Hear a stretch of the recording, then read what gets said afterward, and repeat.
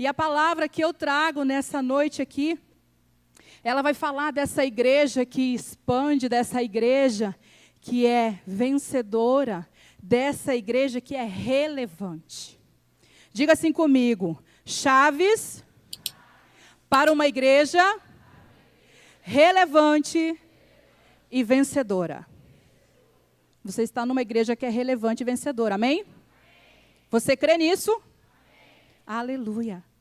Sabe por que é importante nós entendermos e crermos nisso? Porque você e eu temos parte nesse processo.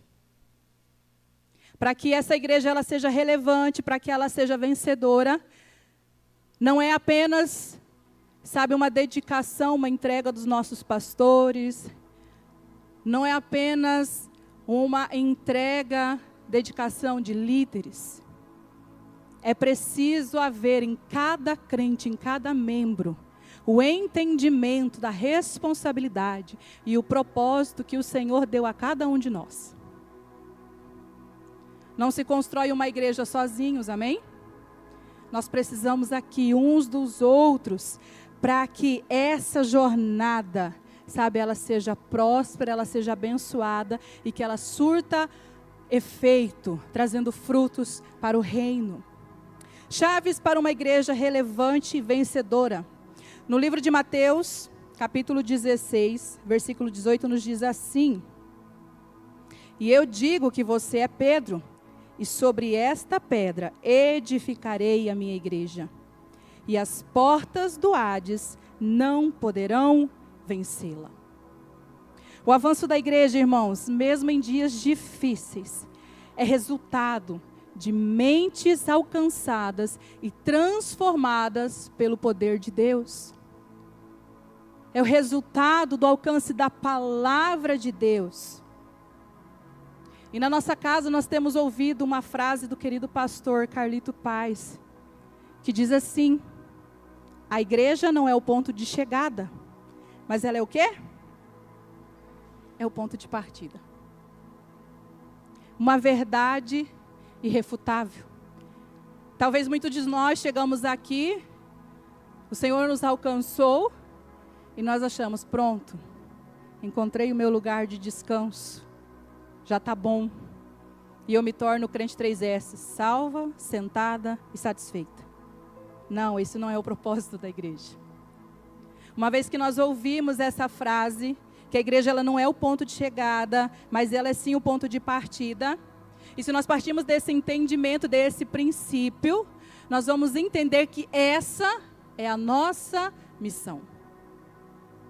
Aí você me pergunta: Joyce, que missão é essa? A missão que nós temos é para sairmos da inércia diária. Irmos para fora da zona de conforto, das quatro paredes. Sendo um organismo vivo que contagia, que impacta a nossa comunidade. Nós precisamos entender que como filhos, a união dessa família é primordial nesse entendimento da missão. Nós precisamos sim sair dessa inércia e ser um farol de esperança, de transformação, em um mundo que cada vez mais ele se distancia de Deus. A tecnologia vem chegando, a modernidade ela avança, né? Acredito até que mais que a velocidade da luz. Gerações vêm e vão. Talvez você está aqui hoje, você seja da geração Z, que é a mais conhecida, né, a mais falada. Alguns de nós estamos lá na geração Millennials, né, já alcançando quase os 40 anos. Alguns ainda estão um pouquinho mais atrás, né, na geração dos Boomers, né? Tinha também os Constructors, né, aquela geração que foi basicamente a que construiu a sociedade. Mas tudo isso aqui precisa trazer para nós um alerta de que, independente de qual geração passe, uma igreja relevante e saudável, ela se levanta para ser diferença na sociedade. Então, Como eu disse, quando filhos estão unidos, entendendo o seu propósito dado pelo Senhor, nós conseguimos trazer à existência a manifestação do céu sobre a terra, independente do cenário que esteja posto aos nossos olhos. Como filhos de Deus, como igreja do Senhor, nós não vivemos por vista, nós vivemos por aquilo que o Senhor já determinou. O nosso coração é ancorado nessa certeza. Eu compartilho com vocês uma pesquisa recente, que mostra que a geração Z, como eu disse, uma das mais influentes da história, ela tem apresentado um cenário desafiador. E esse cenário, ele mostra que nos Estados Unidos, a quantidade de ateus nessa faixa etária é o dobro da quantidade de adultos. E 60% deles rejeitam a ideia de uma única religião. Para eles, o que importa é adorar a vários deuses, ter várias religiões, muitos simpatizantes. Esse termo já não é tão estranho para nós, né? Tem o cristão não praticante, mas simpatizante com tal ideologia, com tal religião, não é assim? Muitos de nós já ouvimos isso. E isso aqui nos aponta para uma necessidade urgente de um grande despertar da igreja. Mas nós precisamos entender o que é a igreja. Afinal, o que é a igreja? A igreja não são essas paredes, não é toda essa estrutura, não são essas cadeiras confortáveis que nós temos, não é aquela placa lá fora pendurada que identifica a nossa família espiritual. Igreja somos eu e você. Somos todos nós, sabe? É uma assembleia de crentes reunidos com um propósito, tendo Jesus como centro. Jesus é o nosso elo. Jesus é a liga que nos une. Ele é o nosso espelho. E quando nós olhamos para Jesus, nós olhamos para o seu caráter, nós vamos começar a perceber em nós aquilo que não condiz com o caráter de um filho, de uma filha de Deus. Então, o que nós fazemos é permitindo que Jesus, sendo o centro das nossas vidas, nós vestimos uma nova roupa, nós trazemos uma nova mentalidade sobre nós todos os dias. Igreja, tendo Jesus no centro, nós entendemos que nós somos melhores juntos. Não dá para você falar que eu sou igreja sozinho, não. O Senhor, desde que nos formou para vivermos em unidade, não em solidão e em isolamento. Viver em uma grande família, às vezes é bem conflituoso, não é? Às vezes quem é filho único fala, eu queria ter irmãos. Me sinto sozinho. Mas talvez você já foi criado numa família que tem trocentos irmãos, mais agregados e tudo mais. Aquela família bem unida que no final das contas sai uma briguinha aqui, outra lá, né? A gente briga, Belém, nunca mais fico de bem. Logo, alguns voltam para o grupo do WhatsApp da família. Mas se alguém de fora tenta massacrar, falar mal, você se levanta como, sabe, um guerreiro, fala, opa, na minha família ninguém mexe, não é assim? Nós temos diferenças, costumes muitas vezes, né, diferentes. Até mesmo numa família biológica, quando se constitui famílias, há um jeitinho que você estabelece ali. Mas nós precisamos, irmãos, entender que nós somos melhores juntos. A habilidade que o Senhor colocou em cada um de nós, somada, ela se torna um potencial gigantesco. E o inferno não para isso. Sabe, junte aquilo que o Senhor já te deu com aquilo que o seu irmão recebeu da parte do Senhor. E você verá, sabe, o agir de Deus na nossa realidade local e aonde o Senhor nos levar. Nós somos melhores juntos. E a igreja primitiva, ela entendia isso. A igreja primitiva, ela entendia que a sua força não estava em suas construções, mas nessa capacidade de viver em comunidade. E ela entendia a importância de ser uma água viva, sabe, uma água que flui livremente, que não é estagnada, sabe, não é uma poça lá para mosquito da dengue. Não, mas ela é uma água que jorra, que traz vida, que impulsiona, que limpa, que lava. E que por onde ela passa, ela traz um frescor. E essa igreja primitiva, ela entendia que para transformar o mundo havia algo que era necessário primeiramente. Eu não posso transformar a sua vida se antes eu não transformar a minha. Eu não posso querer que você mude a sua vida se a minha vida não é espelho para você. Essa igreja entendeu que antes de transformar o mundo, era necessário primeiro que eles fossem transformados. E numa igreja que é relevante, numa igreja que é vencedora, deve haver essa busca intensa, essa busca profunda por transformação, por restauração, por cura interior. Sabe, para que de fato a gente possa inspirar, impactar a nossa comunidade, impactar a nossa família lá fora. Não dá para pregarmos da boca para fora, mas as pessoas precisam ver em nós e ler a Bíblia, que muitas vezes elas não vão ler.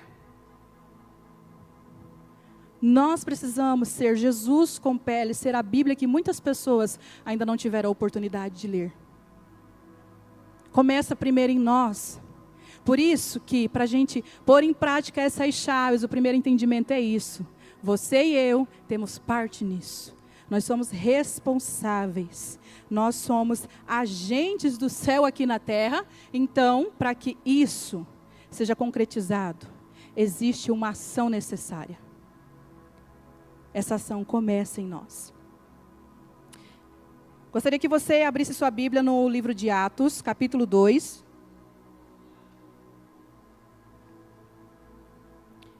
Versículos 40 ao 47.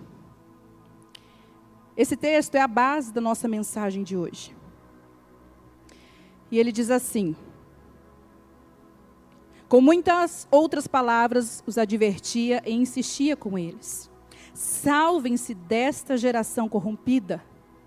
Os que aceitaram a mensagem foram batizados, e naquele dia houve um acréscimo de cerca de 3.000 pessoas. Eles se dedicavam ao ensino dos apóstolos e à comunhão, ao partir do pão e às orações. Todos estavam cheios de temor e muitas maravilhas e sinais eram feitos pelos apóstolos. Os que criam mantinham-se unidos e tinham tudo em comum. Vendendo suas propriedades e bens, distribuíam a cada um conforme a sua necessidade. Todos os dias continuavam a reunir-se no pátio do templo. Partiam pão em casa e juntos participavam das refeições com alegria e sinceridade de coração, louvando a Deus e tendo a simpatia de todo o povo. E o Senhor lhes acrescentava diariamente os que iam sendo salvos. Sabe, essa é uma receita que deu certo lá na igreja primitiva. Você acha que ela vai dar errado hoje? Não, irmãos. Esse texto de Atos, capítulo 2, os versículos 40 ao 47, nos mostra os princípios que tornaram a igreja primitiva tão impactante. Então, se nós olharmos para esse texto e aplicarmos como família, como igreja, certamente a nossa igreja continuará sendo uma igreja relevante, uma igreja vencedora. Porque tudo aquilo, sabe, que jorra de bênção sobre esta casa, ela também alcança as nossas famílias. Todo o crescimento da igreja, ele reverbera em cada família. Nós somos uma família de famílias. Esse corpo ele sente tanto o engajamento quanto a falta de cada família. Eles, irmãos, eles não se amoldaram ao padrão daquele mundo, daquele presente momento em que eles viviam. Mas entenderam que era necessário a transformação pela renovação das suas mentes. Como diz o livro de Romanos, capítulo 12, verso 2. Não se amoldem aos padrões deste mundo, mas transformem-se pela renovação da sua mente, para que sejam capazes de experimentar e comprovar a boa, agradável e perfeita vontade de Deus. É aqui o segredo. Nós estamos aqui, mas o nosso mundo não é esse. O nosso padrão é diferenciado, é o padrão do céu. A nossa língua é diferenciada, a nossa língua é puramente do céu. Se assim ainda não é na tua vida, tome posse dessa palavra que Romanos 12, 2 nos traz. Permita-se ser moldado pelo padrão do céu. Ainda que eles viviam, sabe, em um mundo com uma cultura corrompida, eles entendiam que o padrão de vida era o padrão do reino. Então, eles não se amoldavam à cultura do presente século. E assim deve ser sobre nós. Isso é para nós também. O nosso padrão é e sempre será o céu, o reino de Deus. Ainda que a pressão do mundo pareça, sabe, querer nos destruir, ainda que as caras feias, ainda que as oposições, sabe, tentem nos esmagar, com tranquilidade, com convicção de que o Senhor, sabe, é o nosso Senhor, o nosso Salvador, nós continuamos andando por esse padrão. Da mesma forma que a igreja primitiva vivenciou isso, nós somos chamados para ser uma igreja que não apenas existe, mas que prospera. Uma igreja, sabe, que entende que cumpre a missão de fazer a diferença. Quantas igrejas relevantes você conhece na sua vida? Quantas igrejas que têm o entendimento que elas foram chamadas para fora das quatro paredes? Nós estamos aqui, sabe, para cultuar, adorar ao Senhor. Nós somos ministrados e enviados como missionários no campo onde o Senhor nos colocou todos os dias. É lá no seu trabalho, é na tua escola, é na sua casa, é na sua vizinhança. Com uma mentalidade sempre associada, enraigada nas verdades da palavra de Deus. Então, nessa noite, nós vamos receber 6 chaves para nós aprendermos por meio da palavra de Deus a como ser uma igreja efetivamente vencedora e relevante. A primeira chave que nós recebemos é: viva a cultura do reino de Deus. Viva a cultura do reino de Deus. Atos 2,40 diz: com muitas outras palavras, os advertia e insistia com eles: salvem-se dessa geração corrompida. Como eu disse, irmãos, não importa onde estivermos. Lembra quando o pastor ministrou e que ele falou das roupas muitas vezes, né? Nós vestimos uma roupa que não é confortável para nós. A gente não vê a hora da celebração acabar, correr para casa e se enfiar dentro daquela roupa velha, folgada. Não, a nossa roupa precisa ser essa, desse entendimento que onde nós estamos, nós vivemos a cultura do reino de Deus. Nós vivemos para o Senhor. Nós olhamos para tantas situações e você pode falar assim: mas eu estou sendo pressionado, porque aqui onde eu vivo é comum fazer isso. E existe sim outra maneira de viver a vida em relação à cultura. Nós não precisamos ficar presos nessa pressão da cultura.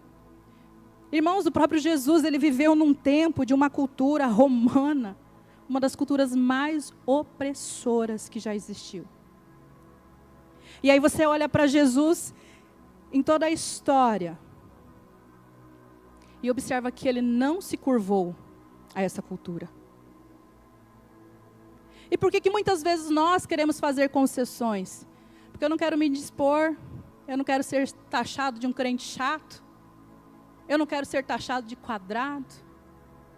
Tudo bem, é uma coisinha pouca, mas de pouco em pouco, sabe, o nosso coração ele vai sendo dominado, e essa mentalidade do céu, ela vai dando espaço à mentalidade do mundo, e não é isso que o Senhor tem para nós. Jesus ele não se curvou a essa cultura. Ainda que o mundo esteja em crise, nós sempre estaremos em Cristo. Nós ouvimos isso aqui tantas vezes. Ainda que seja um cenário devastador, desesperador, que pareça ser a ponta do precipício, e que a todo momento você está sendo empurrado para ele, você diz: não, eu dou um passo, o Senhor constrói o chão. Mas essa cultura, ela não me corrompe. Nós somos chamados para vivermos diferentes, tendo essa mentalidade. Nós somos parte, sabe, do reino de Deus. Se nós olharmos para Jesus, nós vamos ver como ele lidou com as situações. Você já parou para pensar nisso? Como Jesus lidou com a falta de comida? Como Jesus lidou com as doenças impossíveis daquela época?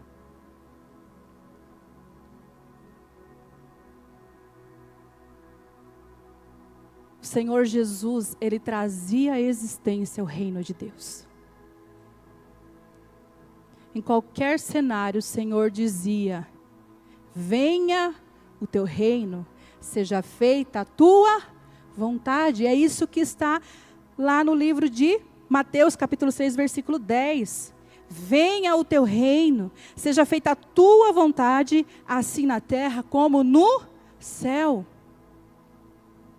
A nossa pastora sempre tem nos ensinado que naqueles momentos, principalmente nós mulheres, quando a gente está totalmente, sabe, fora do eixo, fora de controle, descabelado com tantas coisas, é casa, é marido, é trabalho, as emoções que a gente deixa bagunçar.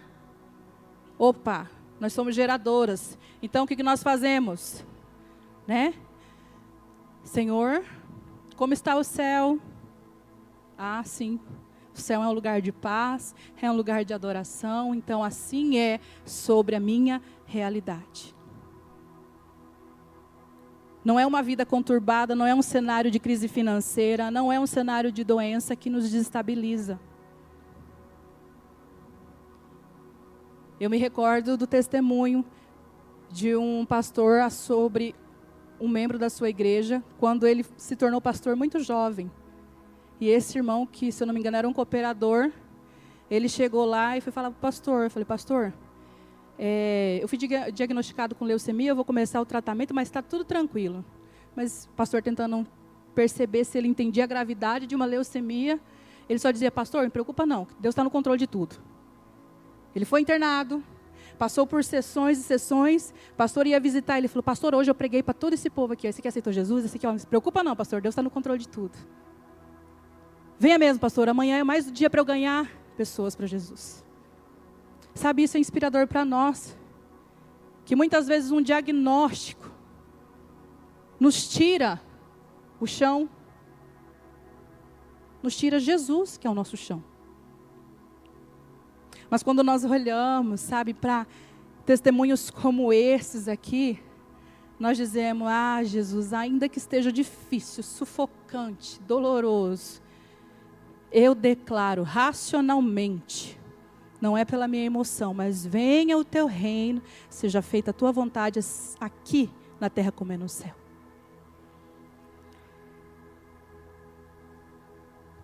Em segundo lugar, sabe, para que nós possamos ser uma igreja efetivamente vencedora e relevante, desfrute do poder do Espírito Santo.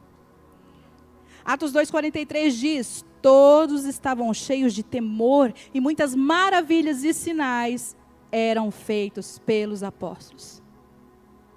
Aqui tem um desafio para todos nós. E o desafio nos próximos dias, ao acordar, é aumente a sua expectativa para o mover do Espírito Santo. Sabe, que 1 mais 1 seja aquilo que o Espírito Santo quiser. Ainda que pareça loucura. Nós somos loucos por Jesus. Então viver esse mundo de loucura é natural para nós.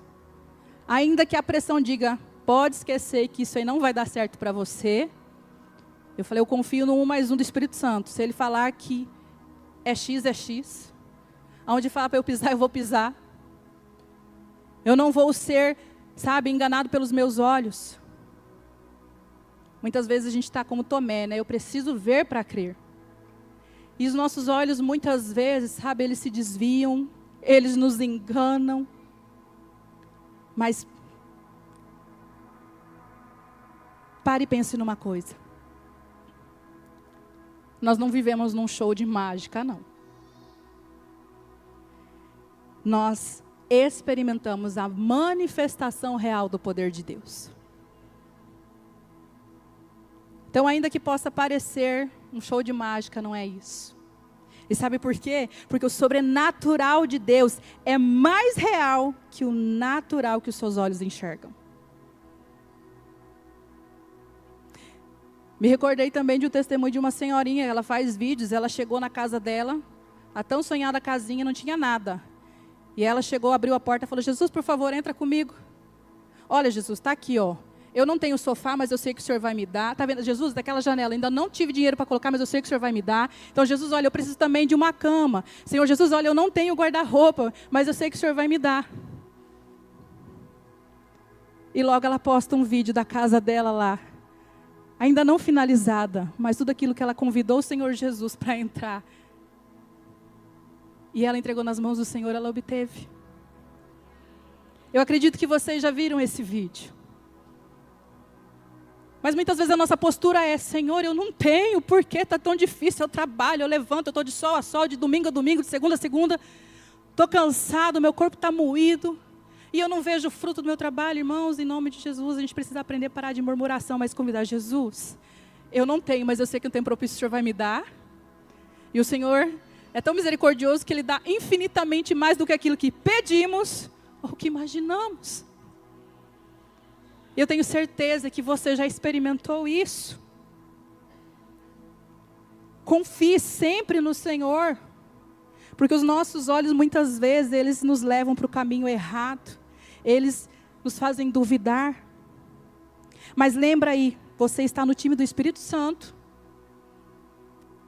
Nesse time não tem como perder. É WO, porque Satanás ele não vai querer nem debater com a gente. Falei, Espírito Santo está aqui comigo, não desafia não. Use o poder do Espírito Santo. Eu clamo pelo poder do Espírito Santo agora.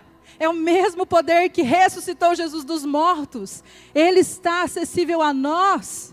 O Senhor nos deu o Espírito Santo. Então, sabe o que a gente precisa fazer? Parar de passar pelos dias sem expectativa. Só mais um dia. Senhor, o que tem para hoje? O que está posto à mesa? Eu quero partilhar disso. É o poder do Espírito Santo que nos diferencia, irmãos. Quantas vezes você pode lidar com situações onde você vê totalmente o desespero, a desesperança de uma pessoa que ainda não entendeu o amor de Jesus por ela. E quantas vezes você pode ser essa luz que aproxima ela de receber aquilo que você já recebeu. É o poder do Espírito Santo que nos diferencia. Lucas capítulo 11, versículo 13 vai dizer: se vocês, apesar de serem maus, sabem dar boas coisas aos seus filhos, quanto mais o Pai que está nos céus dará o Espírito Santo a quem o pedirem. Então peça. Peça. A palavra nos ensina. O Espírito Santo não é apenas para um ou outro, é para todos aqueles que desejam ter esse relacionamento. Veja, Deus quer dar a você o Espírito Santo. Então você pode dizer: eu recebo a tua presença, Espírito Santo. Eu recebo o teu poder, Espírito Santo. Ah, Deus. Se você pedir a sua presença, Ele dará. Sabe, se você pedir por mais unção, Ele a dará. Depende daquilo que você deseja no seu coração. Chega de esperar. Não espere mais. Sabe? Se coloque em oração agora. E diga: Espírito Santo, eu quero mais de Ti. Peça para que Ele derrame seu Espírito em abundância sobre a sua vida. E o Senhor Deus dará isso a você. Em terceiro lugar, para que a gente possa ser uma igreja efetivamente vencedora e relevante, escolha ser discipulado. Atos 2,42 diz: eles se dedicavam ao ensino dos apóstolos e à comunhão, ao partir do pão e às orações. Irmãos, o primeiro passo a darmos após nós reconhecermos o Senhor Jesus como nosso Senhor e Salvador é buscar essa transformação, essa mudança de mentalidade. É buscar uma mudança efetiva nas nossas atitudes, no nosso caráter, em todas as áreas da nossa vida. Uma vida transformada é o que torna uma igreja vencedora, que torna uma igreja relevante. Sabe, todos nós somos projetados para sermos discipulados. Porém, se nós optarmos por não sermos discipulados, nós vamos ficar somente com o que a gente tem. Para e pensa. Quando chega um bebê na casa, toda a atenção volta para esse bebê. Ele precisa de cuidados. Ele não consegue se virar sozinho. Ele precisa lá receber o leite materno. Precisa ser trocado as fraldas, né?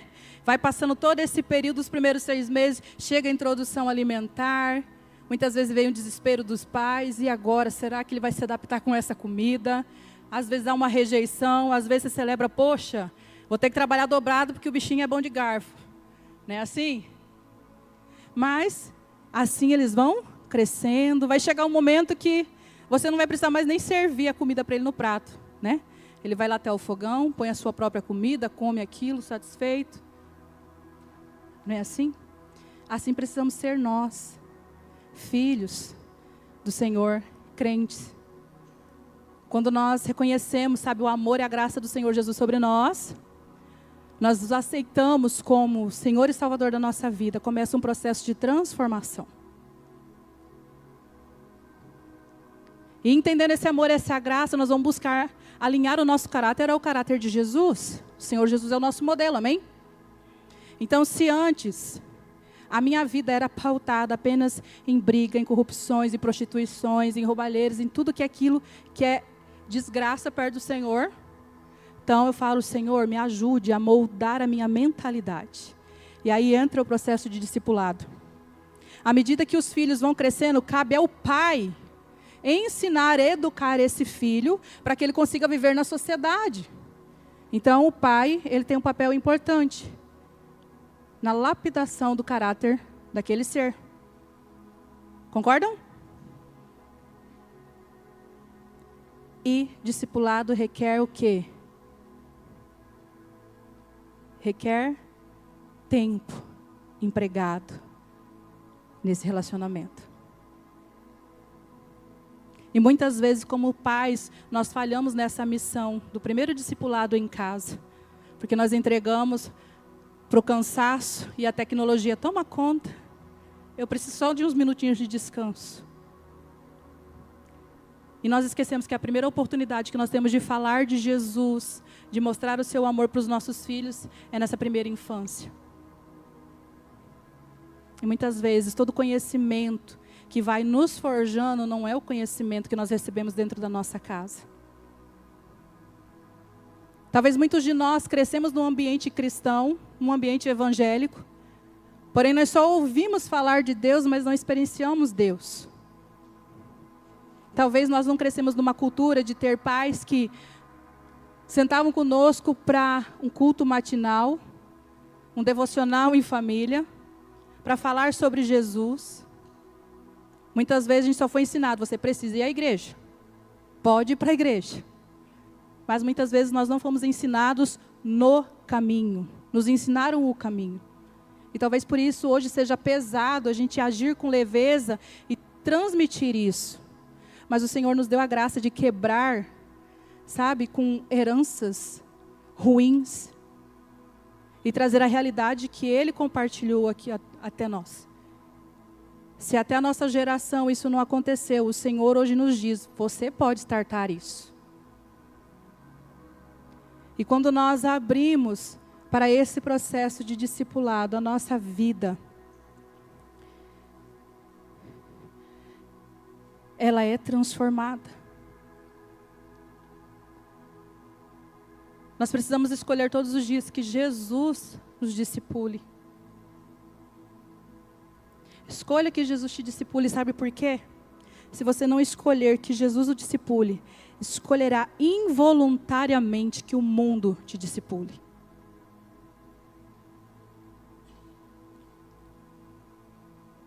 Quando nós não escolhemos Jesus, nós estamos dizendo para o mundo, toma conta da minha vida. Fala aos meus ouvidos, na minha mente e no meu coração. E nós vamos nos afastando de ter um caráter como o de Jesus. Que todas as áreas da sua vida sejam discipuladas por Jesus. Entenda que você não consegue, sabe, viver a vida cristã sozinho. O discipulado, ele dói muitas vezes. Mas o objetivo dele é forjar em nós o caráter de Cristo, para que nós possamos, sabe, viver uma vida efetivamente vencedora. Se abrir no discipulado muitas vezes vai exigir um confronto que vai doer na tua alma, sabe, vai fazer você espernear. Mas se você entender o amor e o cuidado que Deus tem para conosco, você vai saber aproveitar disso. Sabe, você vai conseguir romper com todas as mazelas que muitas vezes cercam a tua vida, as tuas emoções, os teus sentimentos. Você vai conseguir romper com ansiedade, com depressão, com síndrome do pânico, com sentimento de inutilidade, de autocomiseração. E vai falar assim, meu irmão, vamos trilhando esse caminho juntos? Né, como hoje nós estávamos conversando um pouquinho antes da celebração, tia Josi, a Lu e eu, né? Aquilo que o pastor sempre fala, lembrando que nós somos um mendigo que está correndo até outro para dizer onde tem o pão. É compartilhar o pão. Nós precisamos desse alimento diário. A palavra discipulado, ela não aparece na Bíblia. Mas a palavra que aparece é discípulo. E o princípio aqui é o seguinte. O foco está em ser cada vez mais parecido com Jesus. O mais importante é em quem eu me torno enquanto eu vou sendo discipulado.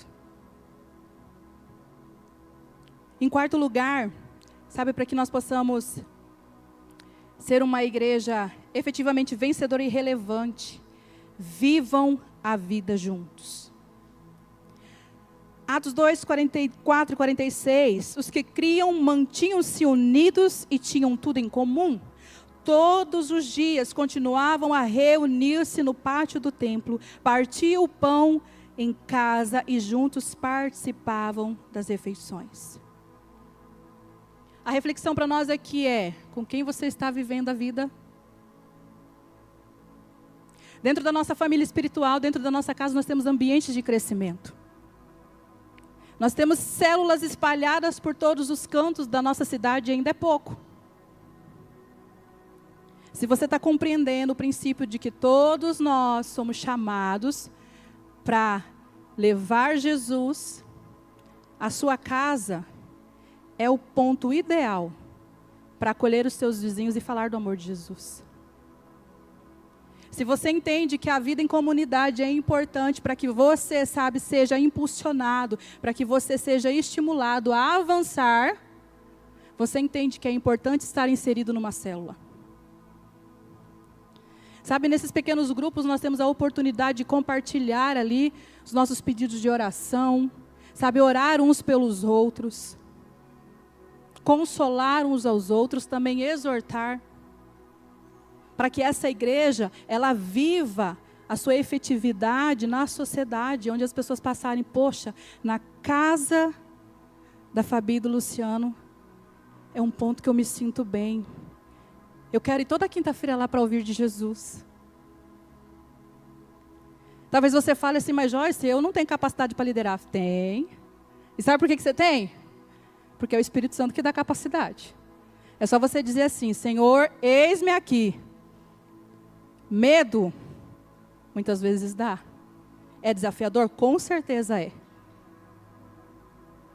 Mas quando você entende que o Senhor te deu um jeitinho próprio, e que a capacidade que você precisa vem dele, você vai conseguir compartilhar aquilo do jeitinho que o Senhor te deu.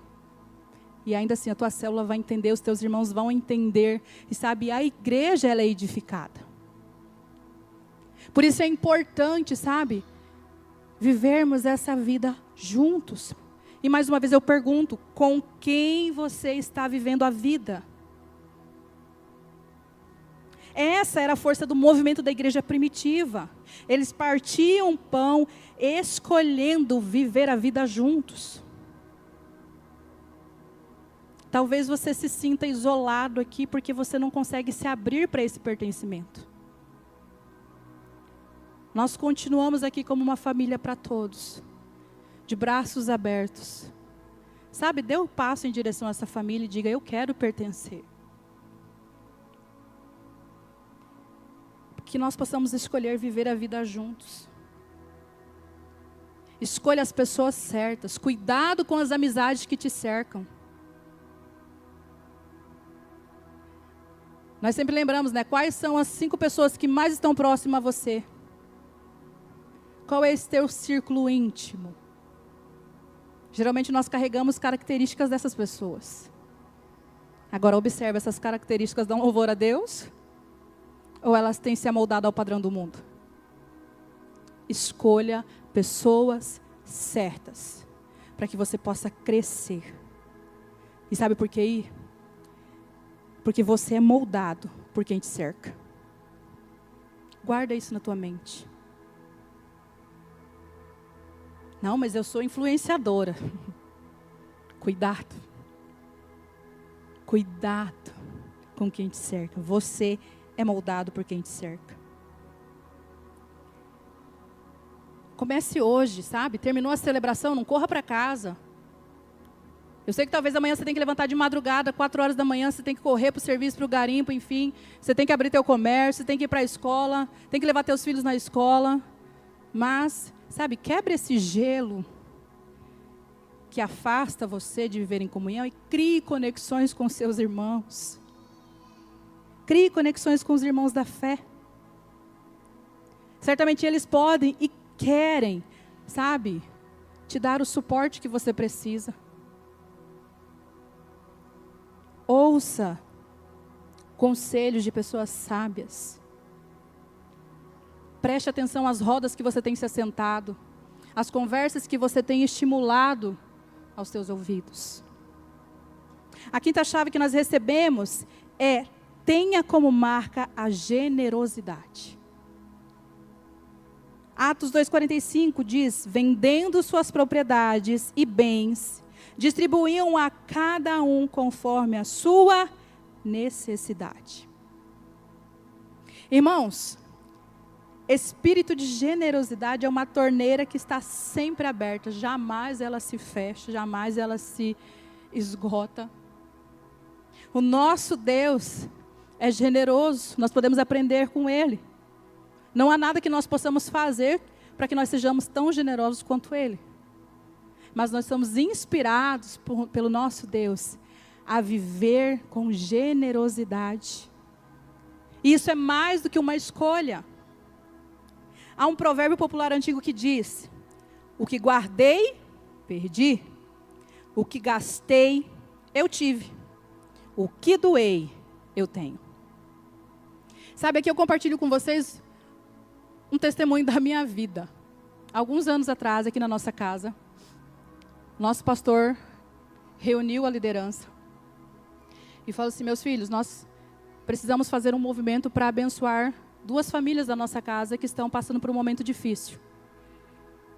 Então, pensei em fazermos uma ação beneficente, né, sortear alguns prêmios. Quem pode contribuir? Eu me recordo que, né, a gente doou ali cafeteira, ventilador. Aí o Ulisses falou assim: eu vou doar uma TV. A gente tinha dinheiro para isso? Não. Aí nessa hora a gente deu glória a Deus pelo cartão. Vamos lá em suaves prestações de 10, 12 parcelas. Compramos a TV. Um sábado que nós estávamos no Juventude, era os princípios do Juventude. Estávamos aqui, quando nós chegamos em casa, Arthur estava com 4 aninhos. Foi bem no comecinho da nossa trajetória com a nossa casa. Quando nós chegamos em casa, descemos logo pelo corredor, eu andando, Ulisses percebeu a luz da janela da sala acesa. E ele falou: opa, volta para cá. Quando eu olhei para frente, tinha uma calça dele jogada no chão. Quando viu a luz acesa, ele passou na frente, a porta estava arrombada.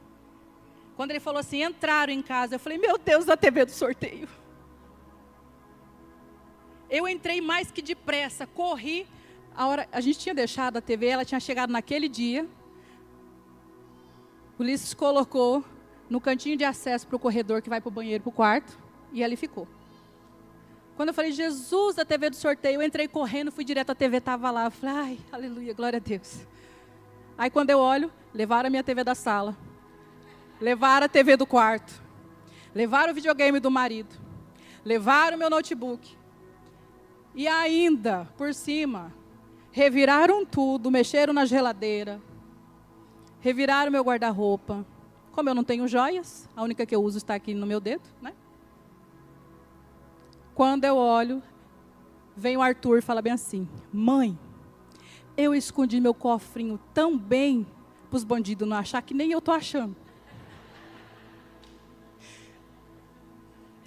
E aí o Ulisses falou assim: amor, não conta para ele, não. Eu só sei que naquele cofrinho dele lá tinha já mais de uns R$200. Nós ligamos para a polícia, alguns irmãos foram lá para casa com a gente, o investigador foi e tal. Na segunda-feira nós tínhamos ensaio do louvor.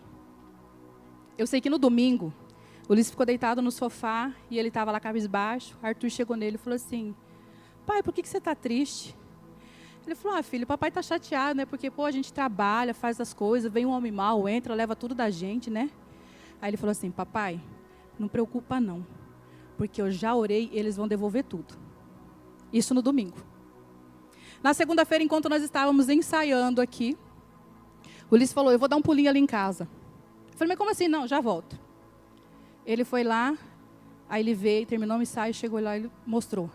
Devolveram tudo, literal. Não, tudo, porque o cofrinho, né? Dinheirinho, você sabe, né? Mas eles deixaram as 2 TVs, deixaram o videogame, deixaram o notebook que havia levado. E nós não sabemos quem foi que devolveu. E no desespero, a gente ligou para o Dr. Maurício, que era o delegado da época, e doutor, nunca aconteceu isso. Também é a primeira vez que acontece isso de entrada dentro de casa, né? E aí, nós olhamos, sabe, para aquele cenário. Eu lembro que o pastor, quando ele soube, ele falou assim: não, vamos fazer o seguinte, fica com a TV. Eu falei: não, pastor, essa TV ela tem um propósito, ela é para esse sorteio, para abençoar essas famílias. Sabe, na segunda-feira mesmo a gente experienciou isso. Mas, como eu falei, o cofrinho foi, mas ele voltou em dobro. Sabe por quê? Porque irmãos foram lá, compraram um outro cofrinho parecido. Um doava 50, outro doava 10, outro... Sabe, nós somos restituídos além daquilo que nós perdemos. Sabe, isso é viver em generosidade. Só que a restituição que eu vivi não foi só para aquele tempo. Até hoje eu sou alvo da generosidade dos meus irmãos. Eu preciso, sabe, dar honra à vida do Marcelo. Que quantas vezes ele nos socorreu. Nós ficamos uma época 3 meses sem o carro, que fundiu o motor. Sem condições de poder arcar com o custo de refazer o motor. Marcelo, traz aqui, tio, que eu vou dar uma olhada para você. Ele guinchou o carro para lá. Ele não nos cobrou 1 centavo sequer. Sabe, eu nunca experimentei nada igual em nenhuma outra igreja que eu passei. Por isso que eu falo que viver na nossa casa, sabe, é ter a oportunidade de crescer com pessoas que são tão falhas assim como eu e como você. Exercer a generosidade é um traço de uma igreja que é relevante, que é vencedora. Se não bastasse tudo isso, lá vem os nossos irmãos de novo. Eu sei que vocês estão querendo levantar a casa de vocês, nós vamos te ajudar. Gente, eu preciso, sabe, dar uma salva de palmas a esse povo. Sabe, aplauda o Senhor, porque a generosidade, ela move os céus. Sabe, que você não se prenda àquilo que você vê fisicamente. A palavra do Senhor, ela nos mostra, sabe, em inúmeras passagens, como a generosidade do povo trazia frutos. Em 2 Crônicas, capítulo 31, versículo 5, diz assim, ó: os israelitas deram com generosidade o melhor do trigo, do vinho, do óleo, do mel e de tudo que os campos produziam. Trouxeram o dízimo de tudo. Era uma grande quantidade. Provérbios 22, 9 vai dizer: quem é generoso será abençoado. Provérbios 11, 25, o generoso prosperará. Quem dá alívio aos outros, alívio receberá. Oh, como a minha casa tem experimentado desse alívio. Rick Warren vai dizer que os cristãos deveriam ser mais conhecidos pela sua generosidade do que pela sua prosperidade. Sabe, que o nosso intuito dentro da casa do Senhor seja viver de fato os propósitos de Deus. Não, sabe, buscar o Senhor de campanha em campanha para ser prósperos financeiramente. Mas desfrutar dessa prosperidade que é derramada abundantemente sem que a gente peça. Se a nossa motivação for, de fato, abençoar o reino, impactar vidas à nossa volta. E essa sexta-chave que eu compartilho de uma igreja que é infinitamente, efetivamente vencedora e relevante, é: viva o seu destino profético. Atos 2,46 diz: com alegria e sinceridade de coração. Cada um de nós, meu irmão, tem um propósito único no reino. Nós somos membros de um mesmo corpo, amém? O Senhor te deu um dom, uma habilidade para servir ao reino, integrado nesse corpo. Apesar de sermos uma mesma família, cada um de nós tem um jeitinho próprio dado por Deus. Alguns, assim como eu, são mais espalhafatosos, né? Tem que tomar cuidado, porque às vezes fala mais do que a boca. Fala: ô Jesus, põe a mordaça aqui na minha boca, em nome de Jesus, me ajuda, sabe, a refrear a língua. Outros são muito tímidos, assim, quase se escondendo, como se estivesse num casco de tartaruga. Mas você fala assim: meu irmão, vai ter um mutirão lá na igreja de limpeza. Opa, ele sai do casco na hora. É comigo, vamos lá. Tem gente que tem essa vergonha de subir aqui, falar, de cantar. Mas ele é um excelente evangelista, sabe, no tete a tete, assim. Eu olho pelo meu marido, que ele tem vergonha de falar em público, mas se ele está perto de uma pessoa, ele começa a conversar, ele começa a falar de Jesus, é assim, e vai engatando no papo, né? A timidez dele leva ele para um outro lado. Então, meu irmão, celebre o jeitinho que o Senhor te deu e diga assim: Senhor, como eu posso contribuir com o jeitinho que o Senhor me fez? A obra não é para uns, é para todos nós. Cada pessoa é única. Você pode viver isso na sua própria família. Pais criam seus filhos, talvez da mesma forma, mas cada um reage de uma forma diferente. um temperamento diferente, uma energia diferente. E tudo isso, sabe, constrói a família que nós somos. Sempre vai ter aquele, sim, que ele é ligado em todo mundo, ele se preocupa se está faltando alguém, se está tudo bem com fulano, né, se comer, se está passando alguma dificuldade. Tem outros que o intuito dele é estar perto, ele só quer ficar ali assim, né?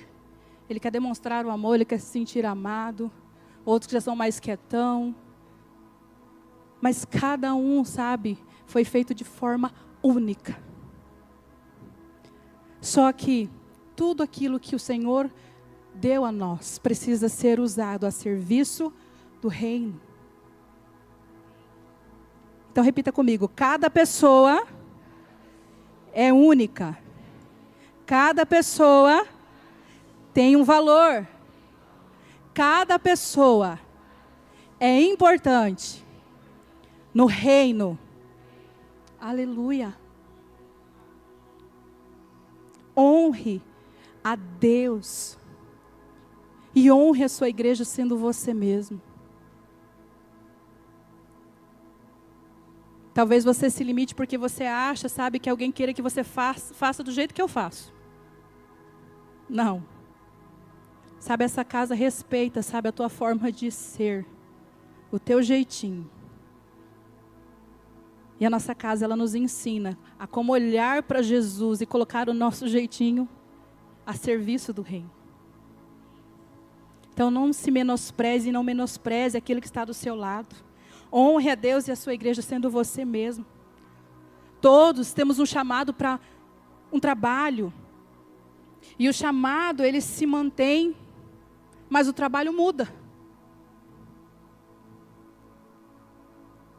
Hoje, eu estou aqui compartilhando com vocês a palavra, mas se você disser assim, você gostaria de fazer isso há muito tempo? Nunca passou pela minha cabeça. Mas quando o pastor falou assim, filha, eu vou te preparar para compartilhar a palavra. Eu falei, Jesus, passa de mim esse cálice. Mas, amém, pastor, vamos lá, me ensina como é que faz, me ajuda. E aqui eu estou. Sabe, eu já tive a oportunidade de servir, eu estava conversando com a Tiara. Alguns não sabem, mas eu já liderei por um breve período de tempo o Ministério de Direção de Celebração. E na nossa casa, a gente entende que não é porque as coisas estão ruins que vão mudar. Não, as coisas estão boas, a gente precisa melhorar ainda mais. Então é normal, sabe, você começar servindo em um ministério, o Senhor vai te dando habilidade, te desenvolvendo, te forjando para outro ministério. O importante é a disposição do teu coração. Falar, Senhor, eu estou aqui do meu jeitinho, mas eu quero que o Senhor faça em mim aquilo que o Senhor deseja. E que eu possa manifestar na terra como é no céu. O Senhor nos deu dons. O ministério não muda, o trabalho sim. Então, onde o Senhor nos enviar, Senhor, eis-me aqui. Nós teremos irmãos mais velhos, sabe, para nos ajudar a formar nessa jornada. Nós temos pastores que se preocupam e que nos ensinam a como trilhar essa jornada, olhando sempre para Jesus. Eu convido você a se colocar em pé.